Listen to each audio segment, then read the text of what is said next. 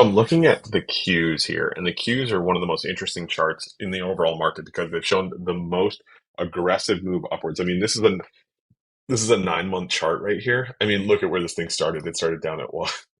It opened at $264. We are currently up at 367. So we are up just in a little over 6 months, 37%. Now that's a remarkable move, obviously.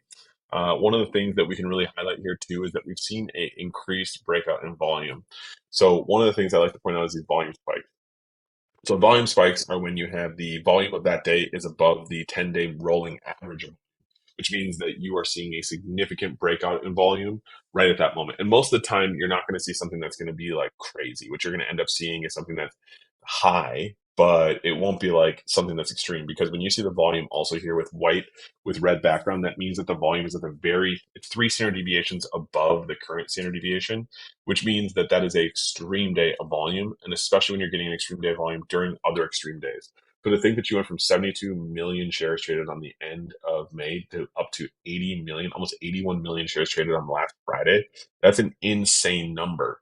And then when you start to look back, you can see that you were getting these essentially like volume depressions where you're at 31 million, 36 million. Obviously, yes, this is at the very beginning of the year, but when you look at that, these 2 days didn't even have as much volume as the 30th of May, or even close to what we saw on just last Friday.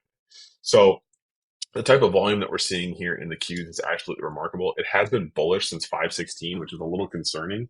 We look at the overall this here, the rolling sentiment, we can see that it's been on a rising bull. Again, I know that doesn't mean anything to you, but for me, a rising bull is when I start to see sentiment really shift and change. And it's been going since Cinco de Mayo. And if we would have bought on Cinco de Mayo at 322, I mean, from that moment on, that was a great signal. It was before it even went fully bullish, but you did have a go long, go long, go long, as well as you had the 5 day, 1 day, 1 month, 3 months, and 6 month all go long at these or rolling go positive at the exact same time. It's a great signal to see. I'm curious what you think though. Are you long? Are you short? Do you like it? Do you love it? Do you even think this is a good review? Let me know. I'll talk to you soon.